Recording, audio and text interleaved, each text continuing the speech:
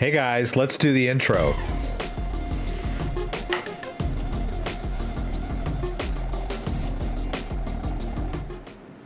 Hey guys, CryptoDad here again. Thanks for joining me on the Wednesday live stream, the Hardware Wallet Roundup, where we focus on hardware wallets.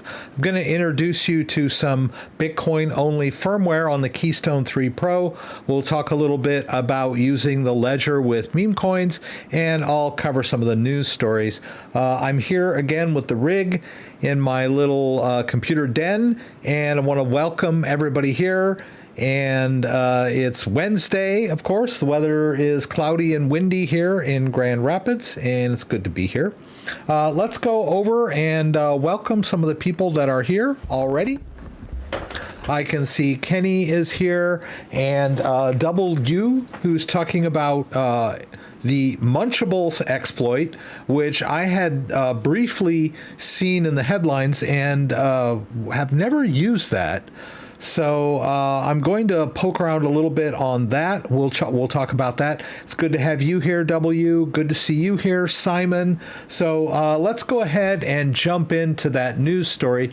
You mentioned this. I saw this story on CoinDesk. Munchables exploited for 62 million. North Korean linked exploiter returns private keys to Web3 firm. The broader crypto community is calling for a conversion chain rollback in a bid to recover funds. Munchables, a Web3 project on the Blast blockchain, suffered a hack that resulted in a loss of 62.5 million worth of Ethereum. The attacker manipulated a contract and transferred stored funds before upgrading the platform's smart contracts. Blockchain sleuth Zach XBT linked the attacker to North Korea, with the hacking group allegedly stealing $3 billion worth of tokens since 2017. So that was the overview here. Maliciously manipulated blockchain data. Munchables said on X that the developer had shared all private keys to recover the fund. The attacker apparently transferred the stored users' funds to themselves before upgrading the platform's smart contract. Blockchain sleuth said the attacker was likely North Korean based on their GitHub commit activity. They are listed on GitHub as Werewolves 0493 and allegedly worked for the Munchables team. All right, this is Zach XBT, pardon me, who we've talked a lot about in the news on my live stream quite often, involving hacks. One of the things when I talk about hacks or threats is I want to do a deep dive and try to figure out not only what exactly happened, but how to avoid that sort of thing in the near term and in the future. And a lot of these stories that you read don't go into a lot of details about exactly what happened and what you can do to avoid it. So sometimes I'm a little perplexed poking around trying to figure out what happened, and a lot of times I run into Zach XBT because he's usually the one that will uncover a lot of hacks. I believe it was Zach XBT that uncovered the Ledger Connection Kit exploit that occurred several months back, and so I run across him quite often. So apparently he exposed this particular developer who was involved in the project. So, when I saw that the exploit was from someone involved in the project, I don't know that I would call that an exploit. I mean, usually an exploit is from an outsider who somehow probes the code either on a web server or on GitHub or where, however, and is able to find like a smart contract exploit or a malicious smart contract website that they've somehow directed people to. But when someone involved in the project that actually has access to the code base, that's more of embezzlement than an exploit, right? If you're like in there writing the code, there's not a big stretch to jack the code. It's not that hard if you're involved in the coding process. So it's interesting. Just because they're from North Korea doesn't mean that the North Korean government was involved. It's possible. North Korean hacking groups have stolen an estimated $3 billion worth of various tokens since 2017. Meanwhile, several crypto developers and traders called for a chain rollback to help recover funds. A blockchain rollback reverses a series of confirmed transactions. It is typically done to undo the effects of a hack or other malicious activity that resulted in the theft of funds or other assets. I'm not a big fan of blockchain rollbacks. The idea of a blockchain, pardon me, is something, the blockchain is supposed to be immutable and public.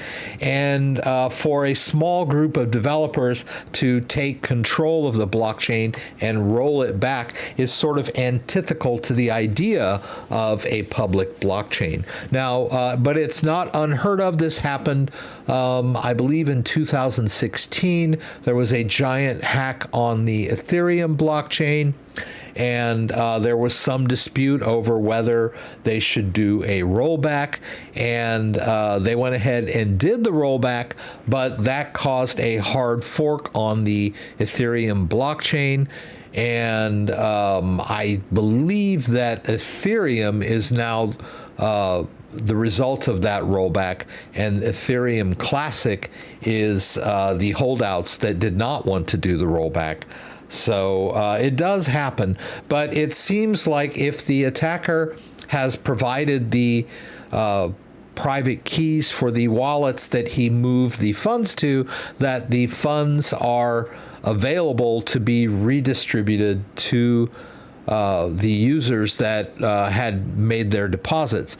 Of course, it's going to be a little difficult and tedious to figure out exactly who gets what, but I think it's worth it rather than rolling the blockchain back. That would be simpler, to just roll the blockchain back to the state before the exploit.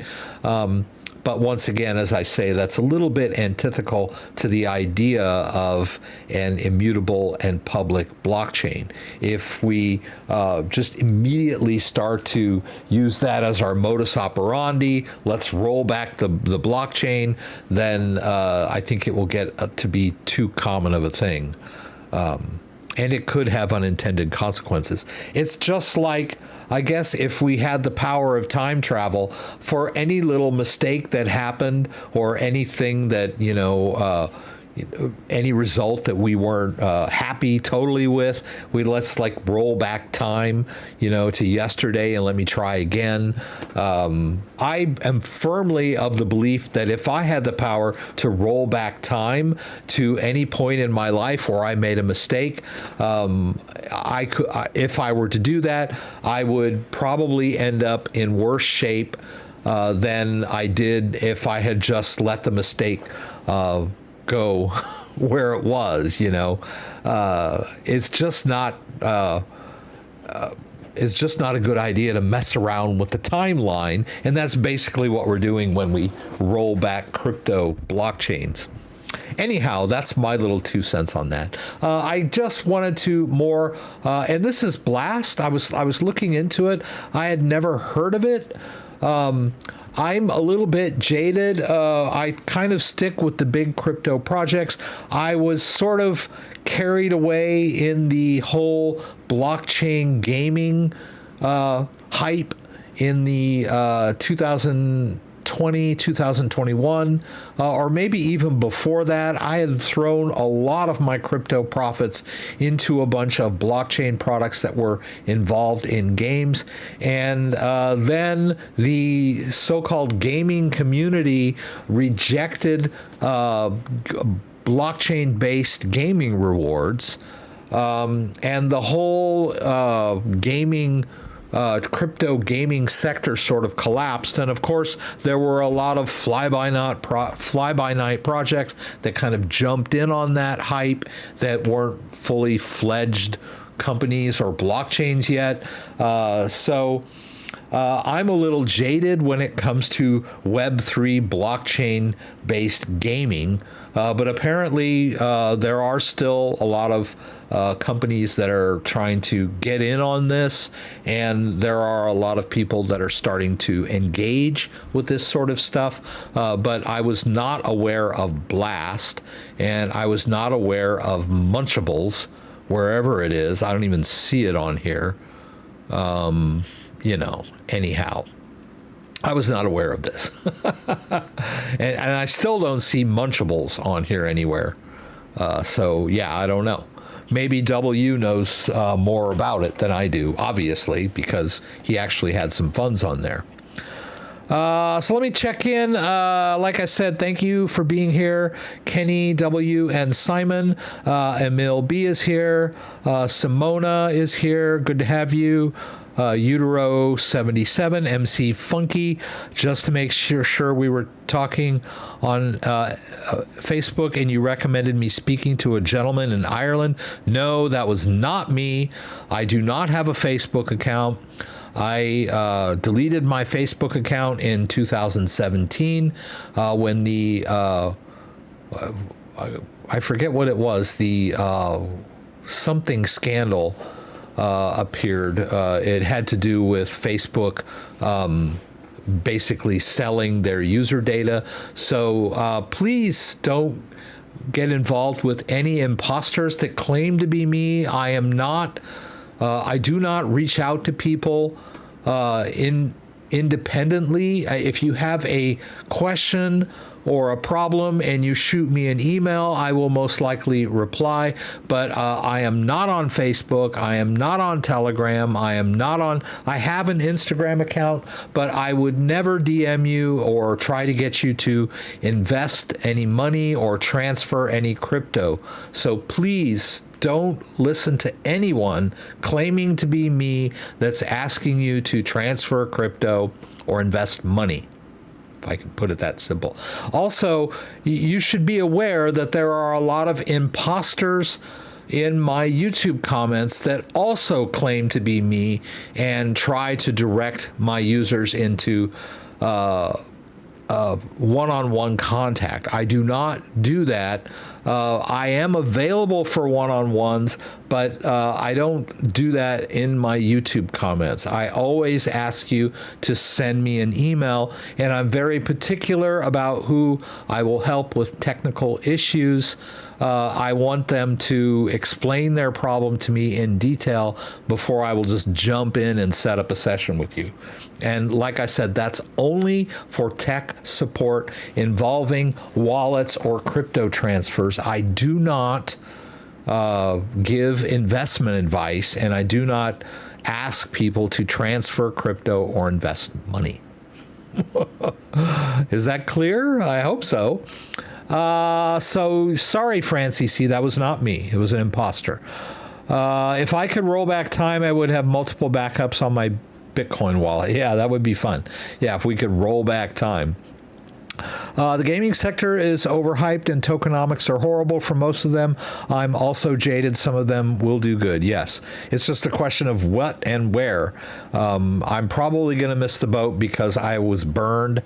I lost a lot of potential money in the crypto gaming sector. I think there was one game that I was all in on, thinking that was Alice, had something to do with Alice. Alice coin. Let me see if I can find it. My neighbor Alice. Yeah, I was like, oh, this is going to be the next big thing, and I was going to make all this money, but they were just like so, like they never really implemented this game, as far as I know. When I was into it, I kept going to this website and waiting for them to implement their little game, but it never really happened. I guess maybe it looks like it's working now, but their token became next to worthless, especially when the crypto sector collapsed in 2022. So yeah, been burned. So anyway, but thanks for bringing that up. That's kind of an interesting story. I guess I don't know why the person that conducted the exploit was so willing to just give the money back. Perhaps there were just too many people that knew who he was. He was afraid, or maybe he was just being nice. I don't know. Anyway, I wanted to talk about the Keystone 3 Pro today. Let me see if I can get over here. Turn that thing off.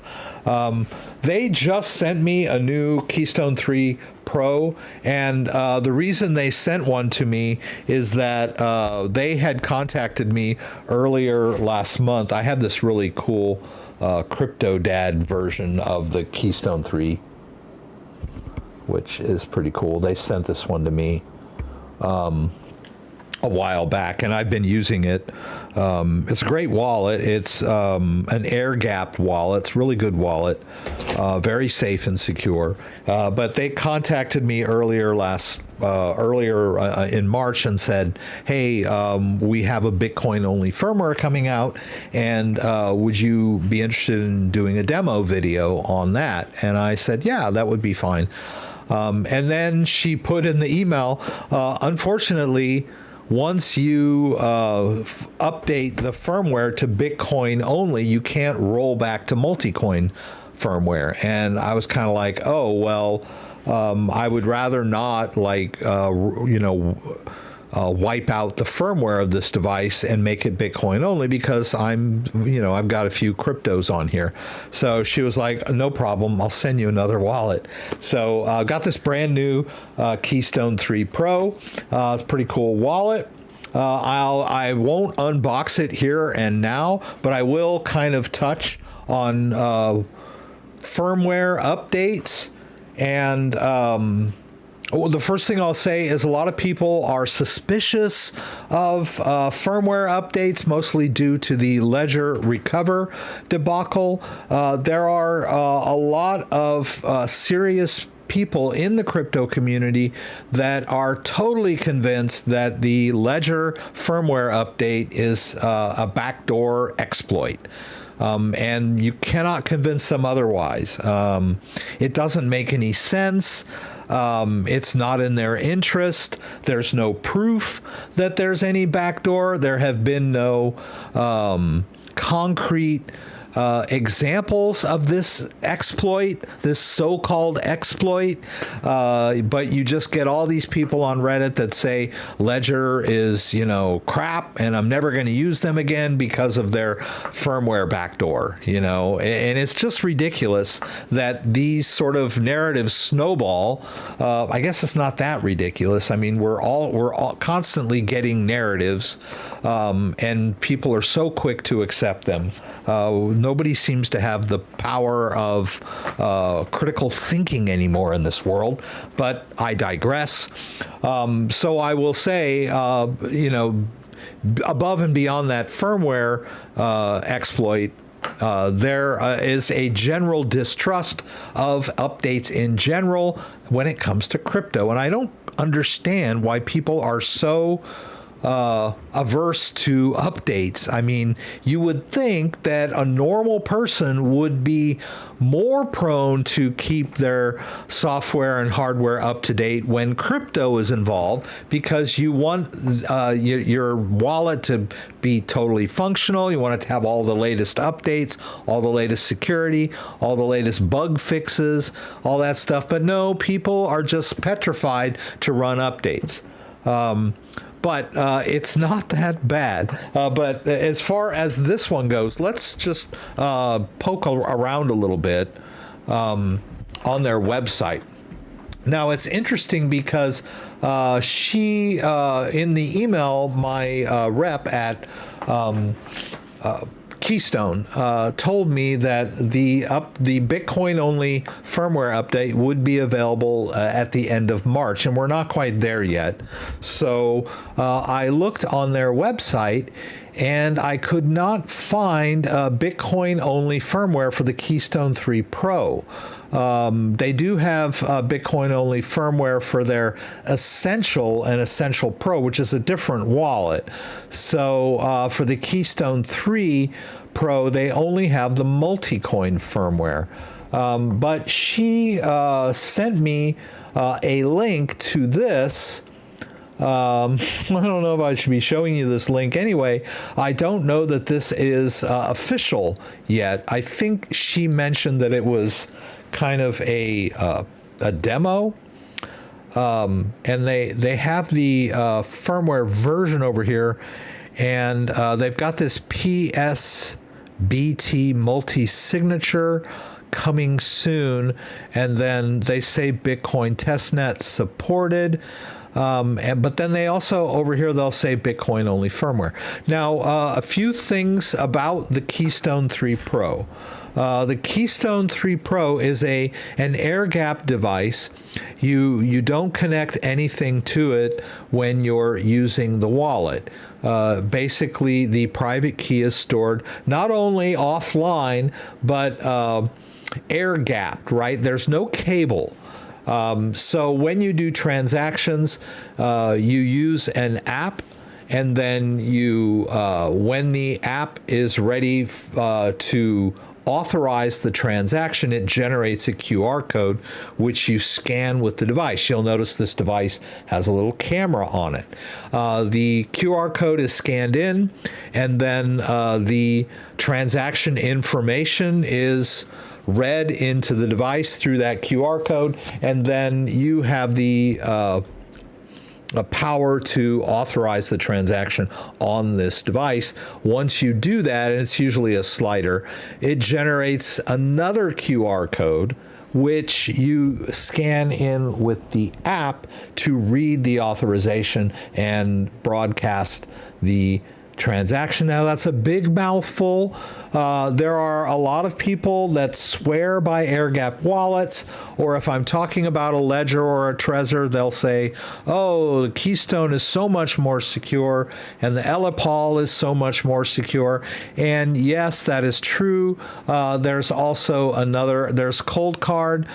They have Airgap solutions, but just trying to explain it in a few words is challenging, let alone trying to use it.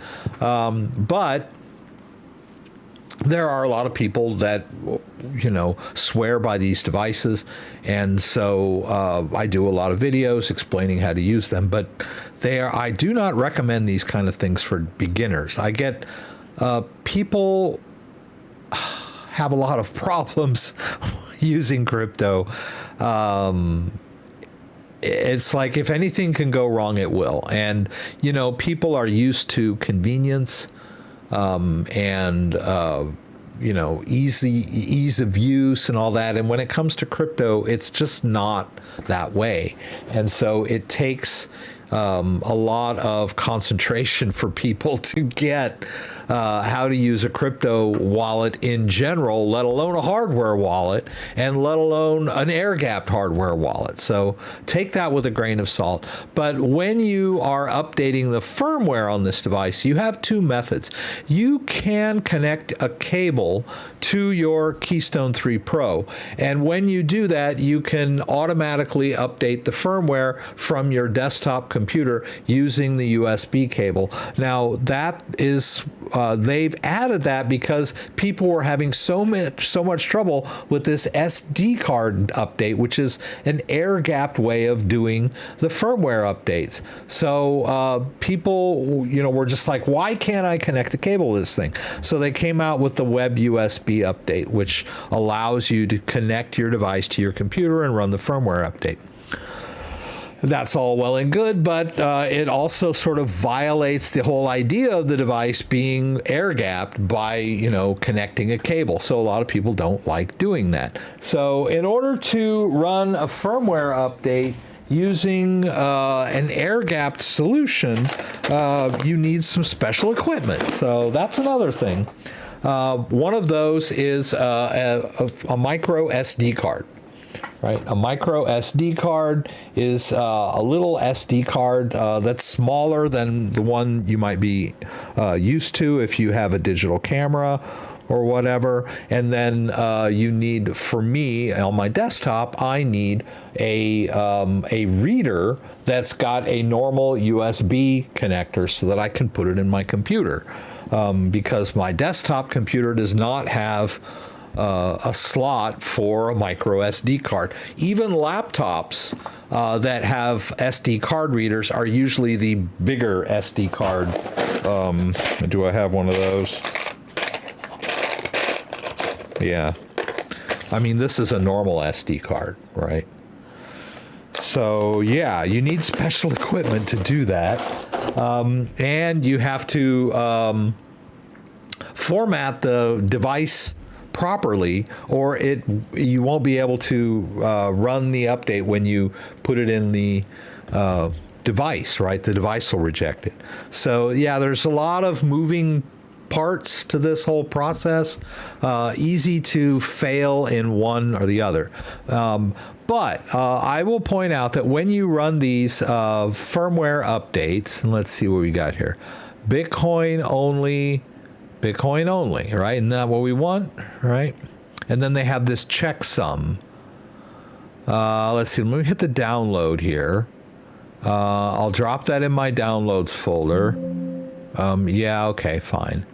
All right, so it put the Keystone 3 firmware down here, and this is Bitcoin only. I wish it said Bitcoin only. It might... it doesn't matter really, but then the checksum is here, right? And they give you this long number, and a lot of people don't know how this works. It's not that bad. You just need a checksum checker, and I have one. Basically, these are free, these checksum checkers. You basically go over to the file that you just downloaded, and then you open it up in this, and it will generate hashes for you, or will it? Oh, there it goes.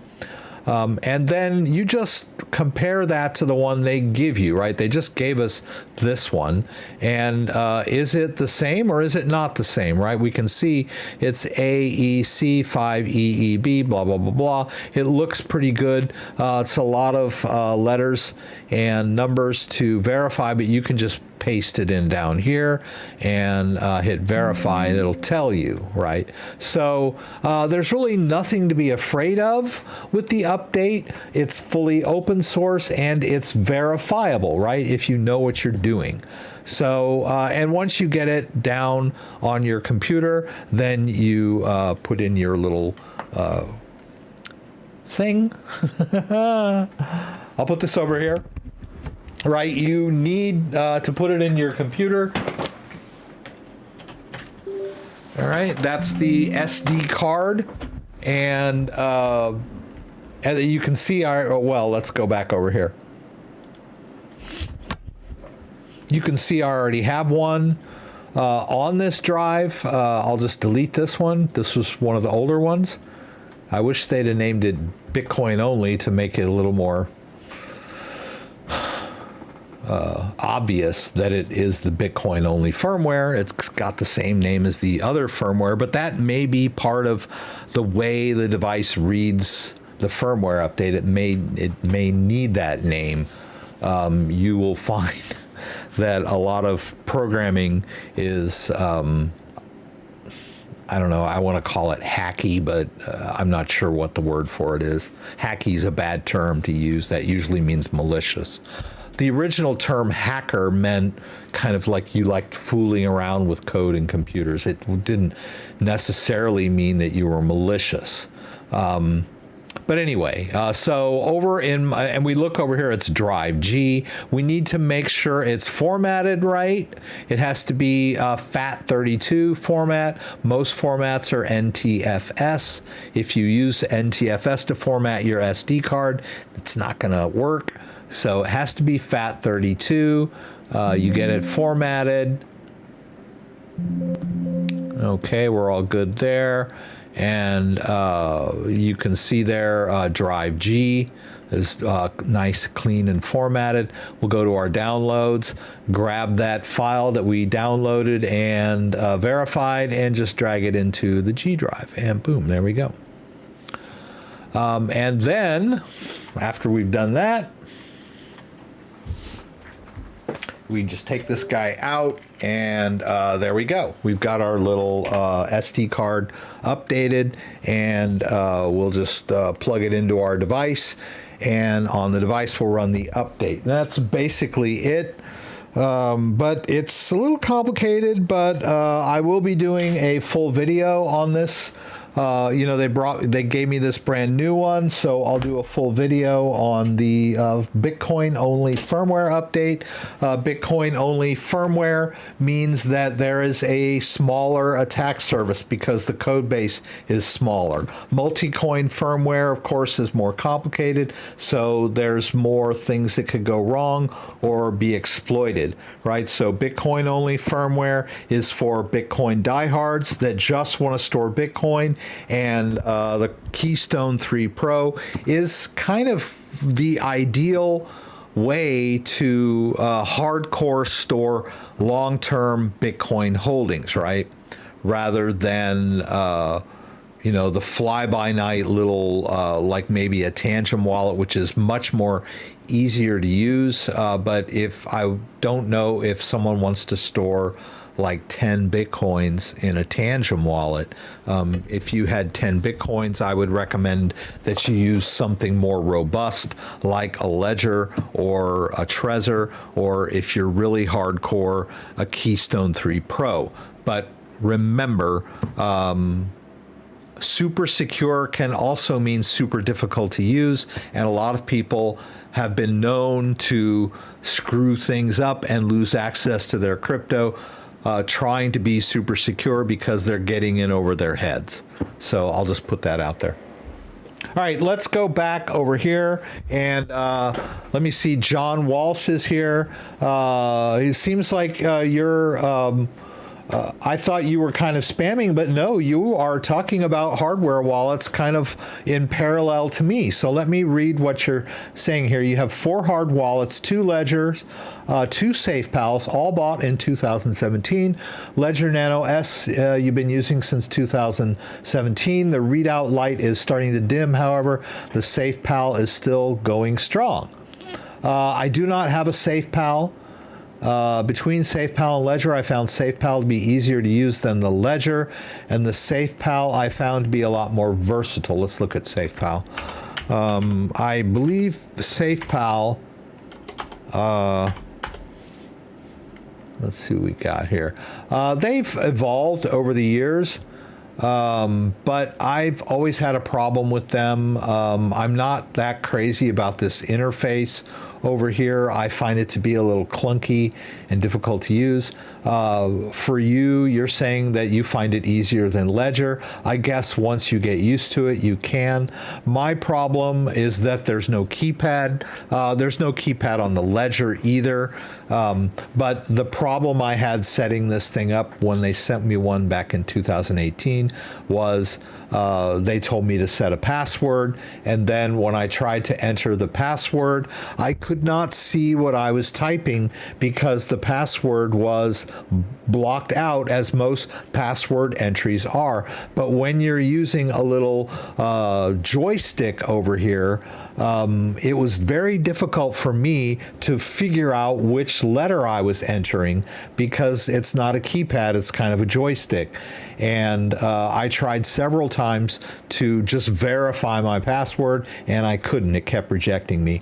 And I contacted them, and they were like, oh, you don't know what you're doing. And I was like, I've set up a lot of wallets. I find this very difficult to use, and I can't see what I'm doing. So I'm trying to enter this password blind. That was my problem with this device back in 2018. And that's it. So crypto hardware, SafePal is air-gapped and user-friendly. SafePal looks like you're just kind of spamming for SafePal. Okay, so let's just, whoops. If I can, I don't know what the hell I'm doing over here. Oh, I see. Yeah. Okay, I'll let you slide. You're talking about wallets, but you seem to kind of be shilling for SafePal. Yeah. Oh, whatever. I'll let it slide today. Ledger battery issue was a major red flag to me. Everyone recommended. I had the same issues with the battery. I have owned several Ledgers over the years. I've never had a problem with my battery. I usually keep it plugged in anyway. I guess if you're a phone-only user, that battery issue might be a deal breaker for you, but it was never a problem for me. But from what I understand, you'll get battery issues even when it's plugged in. You'll still get like a battery issue warning message that makes it hard to use the device, right? So let's see. So John is the only person here talking apparently about his SafePal. I'm glad you're so happy with the SafePal.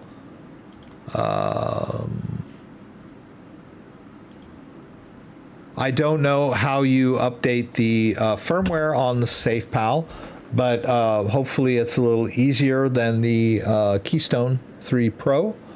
But I have done it quite a bit, and I've gotten to be an old hand at it, but I have to admit I had problems updating the firmware on the Elipal, and it had to do with the Elipal reading the SD card. It kept failing on me. I don't know. I think that might have been a connection issue or kind of a defect. I'm not saying that hardware wallets like Ledger are infallible. They degrade over time. I had a Ledger for a couple years, and it got so dim that I decided to just buy a new one and restore or migrate. So, nothing's perfect in this world, but I have run into issues with different hardware wallets and but I never really blame crypto, and I never really look at it as some kind of malicious thing. I'm willing to accept defects and whatnot and glitches. A lot of times you can try again and things work. But people, when it comes to crypto, they expect it to work flawlessly. And if it doesn't, they're automatically soured and suspicious, thinking that it's some kind of plot to steal their crypto. It usually isn't. They're just like any other company with any device. Things can be glitchy sometimes.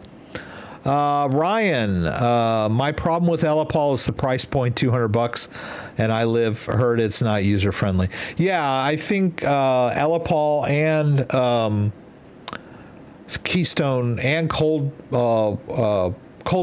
and I brought them up, so let me just tell you what I'm talking about. ColdCard. All three of these Airgap devices are, they're not user friendly. I'll just put it that way. They are super safe and secure, but they are not what I would call, user friendly in the sense that most people are used to in today's society.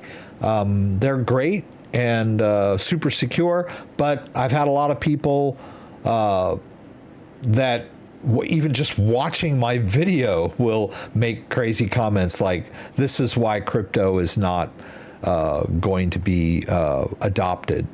by the masses, because it's so difficult to use. I don't know. Someone might have made that same comment using a PC back in the mid 90s. They were not easy to use back then. PCs were running on DOS. You had to learn DOS commands, and if you mistyped, you would get errors. They were not like, easy to use back in those days. They were mostly for hobbyists. And over the years, PCs have become much easier to use, much more user-friendly. So let's hope the same thing happens with crypto wallets, right? Let me see, Ryan, I have email from Ledger. They say they're going to ship out my Ledger stacks mid-April. Yes, thank you for bringing that up. I don't think I got that email, but I did find a news story about that they were shipping out the Ledger stacks in the spring. That's what I heard. So if you got an email saying that they were shipping out in April, that's pretty encouraging, because for over a year they have been apologizing and making excuses and saying they're still on the job and they're still going to try to get this thing out, but have up to this point not given any hard dates. So hearing that you got an email about April sounds like pretty good. Sounds like good news to me. I'm pretty upset about the whole debacle because back in 2022, when they announced this device, I was, I immediately ordered one. And I was looking forward to reviewing it, and in a selfish way, I was anticipating a lot of views on my Ledger Stacks videos. Whenever there's a popular wallet that comes out and I do setup videos, it helps my YouTube views and my YouTube revenue. So I was looking forward to getting some good views on these setup videos, and then this whole thing just fell apart. At this point, I don't know that there will be that much enthusiasm after all of these delays. And I'm going to assume that it's not going to be a perfect rollout either, judging from what they were telling me about all the screen issues that they were having. I will assume that there will be some people with screen issues.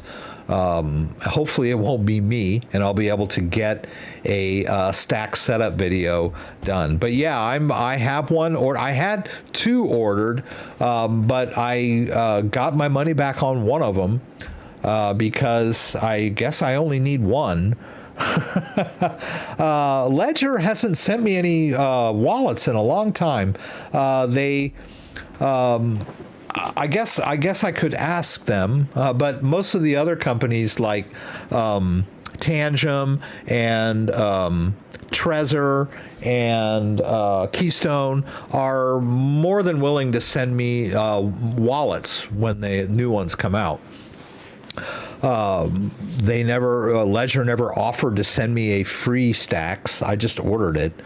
But I'll have to admit that they asked me to do a quick kind of overview of my use of ledgers on my YouTube channel and in my life. And they asked me to record a kind of a blurb, which they wanted to present at one of their conferences. And I happily agreed. And we talked about it, and they were saying, well, this is what we would like you to do and whatnot. And then they said, well, we don't have it in our budget to pay you, but we can send you some swag. And I was like, sure, send me some swag. And they just sent me this box that had t-shirts and all kinds of cool swag, and I think it was 4 or 5 Ledger Nano X's. And I was like, dude, thank you. That's been a while back, but yeah, I should probably ask them to send me some swag.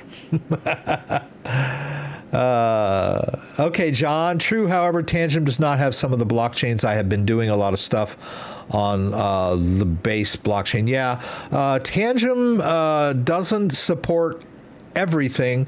It's got pretty good coin support, but it does. There are some gaps in its coin support. Yeah, not shilling for SafePal, but SafePal has the base blockchain on it. Okay. You know, like I said, you're talking about hardware, so I'm not gonna, I'll put you in a timeout or remove you from the chat or anything. I'm happy you're here. Glad that you're here sharing about your experience with hardware wallets. You just telling us what you like, and I do the same thing. You know, a lot of people criticize me for promoting Ledger, especially during the whole Ledger Recover debacle, but realistically speaking, I evaluated the entire situation. I did my research, and I determined that it is an optional service, and it has to be authorized on the device, just like when you sign transactions. And it's my determination that the Ledger device is perfectly safe to use, just as much as it was before they introduced this. The Ledger recovery service is just one more thing that they will allow you to authorize on the device using the buttons, just like you authorize outgoing transactions, trades, and transfers. So that's my take on the Ledger device. I'm not going to use their recovery service, but I have no problem with the device. It's still the most versatile hardware wallet out there as far as I'm concerned, and has a lot of support for third-party wallets. Let's see here. I still there sell out of stock on the website. Okay, so the Ledger stacks debacle, when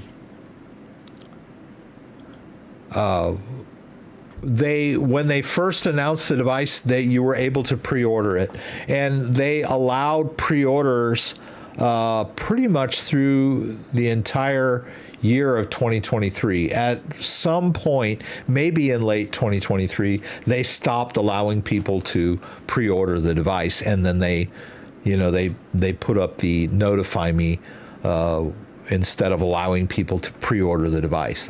I know that they had a huge wave of people that were asking to cancel their order, and then they had to refund them. So I think they just got tired of doing that, and so they aren't taking any pre-orders anymore. But I'm sure there are a lot of diehards that still have their original orders in, like me, that are waiting for that shipping day. Okay, here it says, thanks for your interest and excitement about Ledger Stacks. All the pre-orders we have received will be delivered in the near future. Sign up to be the first to know as soon as we reopen orders. Please note that Ledger Nanos are in stock and shipping today. Yeah. But yeah, this is a pretty exciting device. It's a very interesting interface. I looked at it as the next phase of crypto hardware wallet management, a little bit more of an intuitive interface. The Trezor, to me right now, the Trezor T has the most intuitive interface out there. It's got a really cool touchscreen. The only problem with the Trezor touchscreen is it's a bit small. It's supposed to be a small device. You don't want a crypto wallet this big, but I think up to this point, this was the best balance of size and functionality, right? You've got a little screen on there, which is great when you're authorizing transactions. It couldn't be easier and more intuitive to use. You know, you have a little green button that you tap on a confirm, and then the last operation is hold to confirm. You hold it down and it has a little progress bar, and then out your transaction goes. That is beautiful and inspiring. The only problem I have with the Trezor T is trying to enter your PIN is difficult because it's such a small screen, and I'm fat fingered. It's a little difficult to enter my PIN. So I'm hoping that the Ledger stacks will have a very large, intuitive PIN entry interface that will make entering the PIN very easy. And it looks like the device is very intuitive on the face of it, right? And I'm assuming it's going to interface with Ledger Live, much the same way that a Ledger X or a Ledger Nano S Plus does. The Ledger Nano S is no longer on the market. If you have a Ledger Nano S and it's starting to wear out, I would highly recommend the Ledger Nano S Plus because it's the same price as the previous Ledger Nano S, and it has the same amount of storage for apps as the Ledger Nano X, and has the same size screen. The only thing it doesn't have is the Bluetooth mobile functionality, and a small price to pay for a great wallet at a great price. This is a pretty decent device right here. But my hope is that the Ledger stacks will make life even easier. It's just a bit of a stretch for most budgets, right? $279 is nothing to sneeze at. Cheaper than an iPhone, I get that, but still pretty pricey for a crypto wallet. See, Kazman's in here saying that Ledger is a scam because they're not open source. Most hardware wallets that claim to be open source are only talking about their software and firmware. Any hardware device that has a secure chip element is secret by design. It is not open source. So almost every hardware wallet out there worth its salt has a secret component. The idea of secrecy is that you don't want people to know how it works, so it can't be exploited. That is the idea of secrecy. That is how ATM cards work. That is how credit cards work. All of these types of devices that are dealing with financial app transactions are secret by design. So Ledger designed their devices to be secret by design, and it's not a crazy notion, right? And it was that way for many years. People just assumed that it was fully open source. It was not. And when Ledger came out with their Recover, there was a lot of people thinking that it was some kind of exploit and decrying the fact that their OS and their firmware was not open source. Well, it had always been that way. And the idea of open source is great for software, but it doesn't really apply to hardware wallets. There's this notion out there that open source is the only way to go with hardware wallets, and that's simply not true. The open source protocol is great for software where you have large coding projects, a lot of eyes on the code, mainstream code that a lot of people know how it works. And so you have a balance of malicious people looking at the code and the good white hat people looking at the code, checking to make sure there are no exploits. The code for hardware wallets is a much smaller code base. There are a lot less eyes on it. It is not lend itself to the open source model. But somehow there is this narrative now that spread from Reddit and a lot of other places that somehow if it's not open source, it sucks. That's simply not true. That's just an assumption. That's just a narrative. There's no proof, as I mentioned earlier, that Ledger's firmware is a backdoor. Just saying it's not open source does not prove anything. It doesn't prove that there's a backdoor.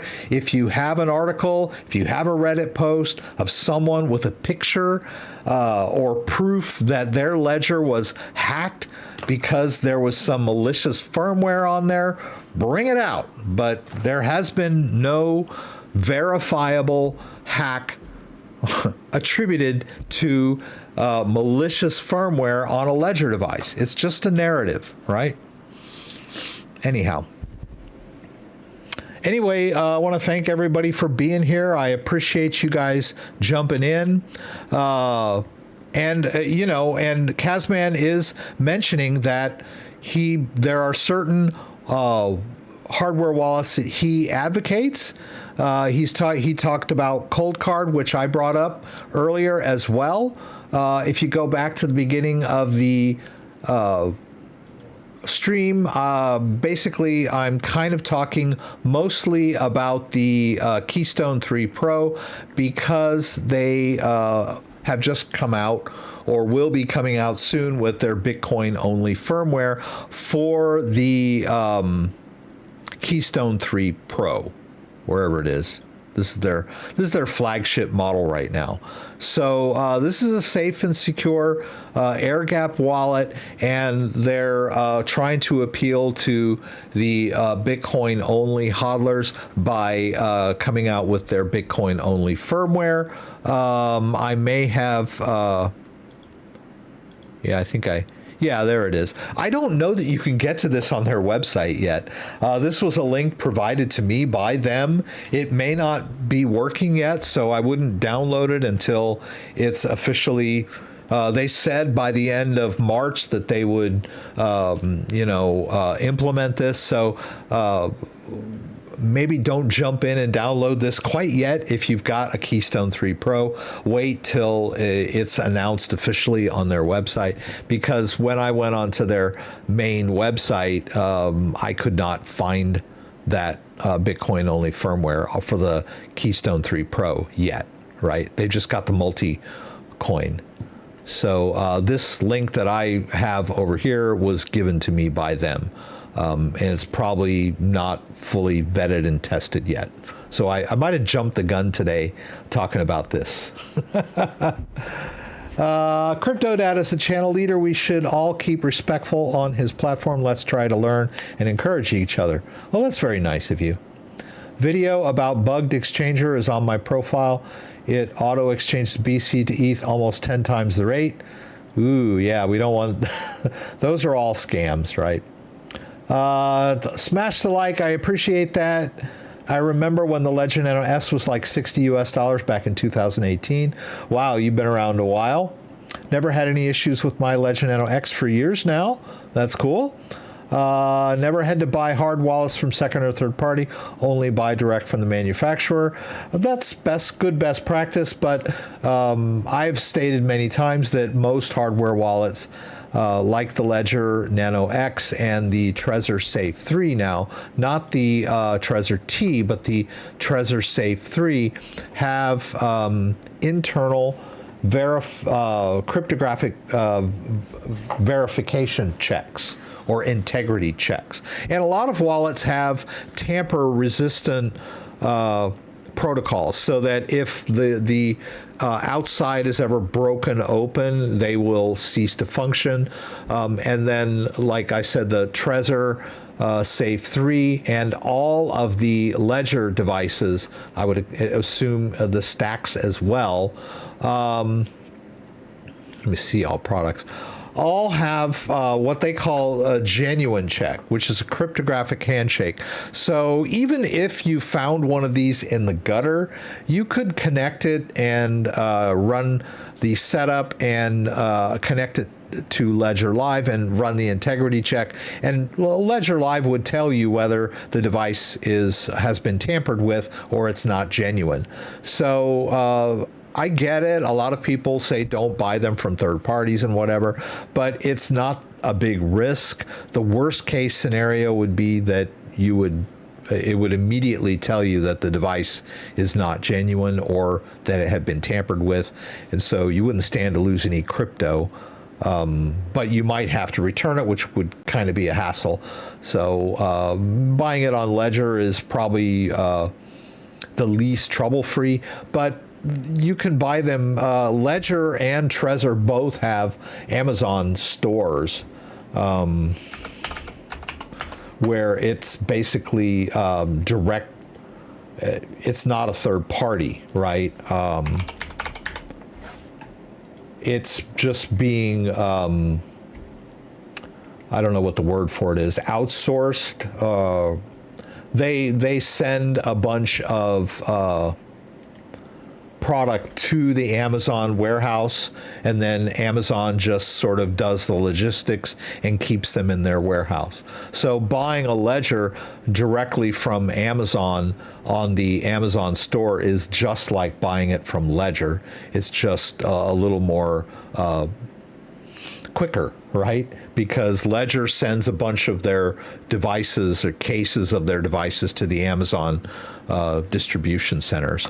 And the same with Best Buy. I mean, there's no issue with buying a Ledger at Best Buy. You know, they're a major retailer, and they get their stock directly from Ledger too, right? And this whole idea of someone in the middle tampering with the device, it's just a non-starter, right? It's not something that would be a viable source of income for a hacker or a criminal, right? It's much easier. Criminals are, you always think of criminals as being these masterminds, but basically the idea of being a criminal is they're into shortcuts and they're basically lazy. They're too lazy to go out and get a real job, so they turn to a life of crime. So a criminal is always looking for the easiest way to pull off a scam or some kind of rip-off. And the easiest way to rip someone off with crypto is tricking them into revealing their seed phrase. Much cheaper, much easier. You don't have to invest a lot of time and effort into tricking people by malicious emails and phishing emails into revealing their seed phrase.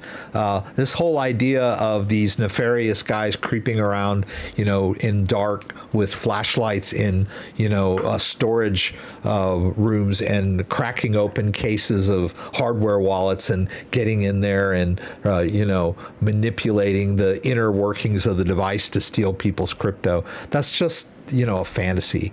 It wouldn't be economically viable for a criminal to do anyway, even if they could get away with it.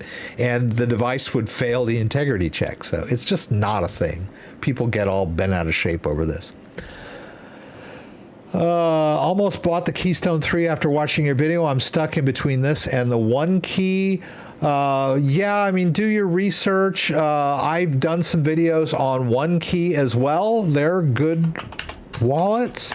I don't think, one key. Let me see this. Yeah, here we go. I don't think that the one key is an air-gapped solution. It's been a while since I've used one, but yeah, actually they have a pretty good, the The One Key Pro, I don't think I've used that one yet. I've used the One Key Touch, and I've used the One Key Classic. They're both good, but they're not Airgap. This new one is, though, apparently. I should ask them to send me one. I think they were telling me they were going to send me one. Looks pretty cool. It's got EAL 6 Plus security. So this might be something good that I can review. Haven't ordered one yet. I wonder if you can buy them. Whoops. Oh, okay. Official shop. Okay. It looks about the same price as a pre-order, ships within. Okay, so it looks like they just come out with these, and it's a pre-order, right?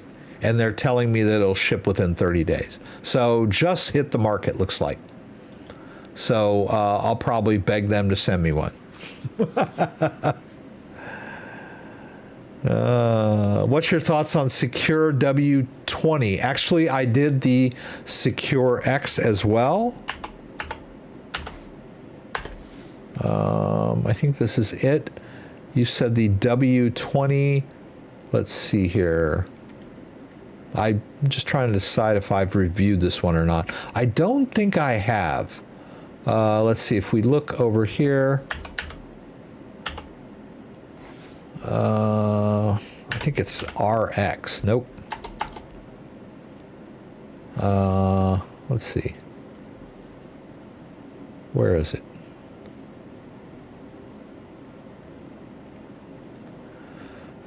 Come on, Rex. I mean, this somewhere in here.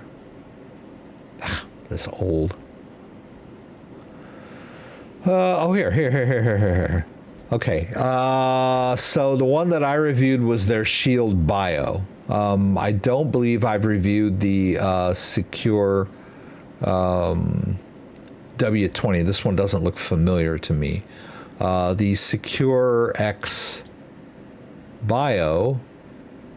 Oh, that's their card. Oh, yeah, that's pretty cool, actually. As far as card technology goes, yeah, this little card, SecureX card, I like this card.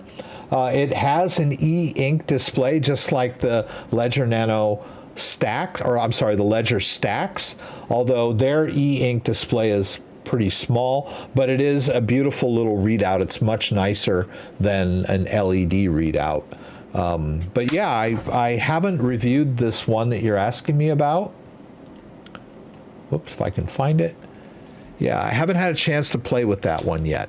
But they are decent wallets. There's a lot of good wallets out there. There just really are. Yeah. Too many to count.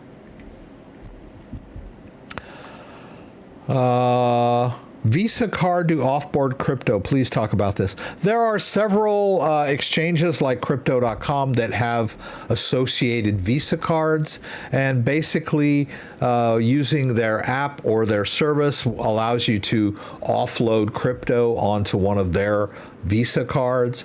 It's basically just kind of a seamless way to sell your crypto, but instead of selling your crypto outright for dollars on the exchange and withdrawing it to your bank, you're basically selling it onto the card, and then the card has a cash balance that can be used to make purchases. So that's basically what they're talking about when they have a Visa card. The Ledger has a card, but it's not available in the US. And Coinbase had a card, and Uphold, I think Uphold may still have their card. I think that Coinbase discontinued their card, but Crypto.com still has the Crypto.com card. And it's a pretty decent card, right? Yeah, the metal Visa card. It's just a way of selling your crypto onto a card and then being able to make purchases anywhere Visa is accepted, or MasterCard, whatever the card supports, right? And you get bonuses and perks depending on how much of their CRO crypto you're willing to stake. Yes, it's taxable. Yes, it's taxable. Anytime you sell crypto, it's a taxable event. But that doesn't mean that it's a deal breaker. You can connect your wallets to tax software services like Coinly.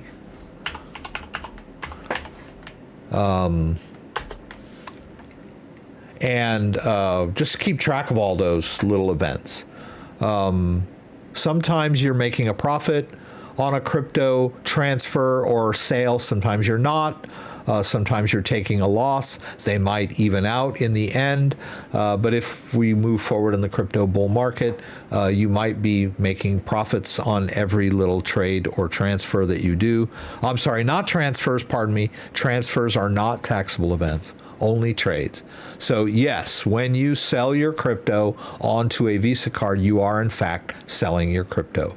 Like if you load the card with Bitcoin, it gets converted into dollars as far as the credit card is concerned. So that is a sale, that is taxable. All right, guys, I'm going to sign off. I want to thank everyone that jumped in today. Onto a Gemini card, I don't know. I didn't know that Gemini had a card. If they do, then I guess so. But I don't have a Gemini crypto account, so I can't speak to that directly. I want to thank everybody for being here. Let me get my camera. I want to thank everyone that was here. It was a lively discussion. A lot of people, challenging my narrative, and I welcome that. I will always entertain anyone's opinion here, and if I contradicted your opinion, I don't want you to take that I'm mad at you or anything. I'm not. I deal with this stuff on a pretty regular basis. There are a lot of narratives that are, floating around the community that I disagree with. And so when those concepts come up, I am very quick to put in my 2 cents in that regard, whether it's malicious firmware updates or, people talking about hacked wallets being sold by third party, that kind of stuff. I have pretty strong opinions on that kind of stuff. But I'm always welcome a good discussion. So like I said, thank you everyone for being here. Kenny, thank you so much for being here early. Thank you for all the news. Thank you, John Walsh, for being in here and giving us your opinion. Kazman, thanks for being here. Nick, I want to thank everyone for their participation. If you have a problem with Ledger, I don't know that I believe there is a Ledger email called support@ledger.com, if I'm not mistaken. There's different ways. The best way to get help with a hardware wallet is to go to their support site. I know no one wants to. Why is this icon all weird? It doesn't look like their normal icon. But, I know people. I'm not even showing you this stuff anymore, am I? Anyway, go to the Ledger support site if you have an issue. Yes, you're going to have to jump through some hoops and answer some questions and, pick a category, but you will eventually get to a place where you can fill out a web form. I know people just want to pick up the phone or shoot off an email. But if Ledger and all these companies allowed that, they would just be inundated with, everybody, with a question shooting them an email whenever they felt like it. And I don't think the company could function, right? They'd have to have an army of support teams to be constantly answering emails. So that's why they sort of filter their questions through their support website. Anyhow, I will do my live stream on Saturday night, 6 p.m. Eastern Standard Time. Join me again for the live stream from Michigan, where you can throw out questions. I'll do my best to get them answered. Hope to see you there. Check out my channel. Just posted a short today and another long-form video on purchasing Solana meme coins. So check out my channel. If you enjoyed this video, give me a thumbs up. If you'd like to subscribe, I would appreciate it. When you subscribe, there's a little bell that you can click that will allow you to be alerted whenever I post new content. Once again, thanks for joining me and hope to see you guys again. Bye-bye.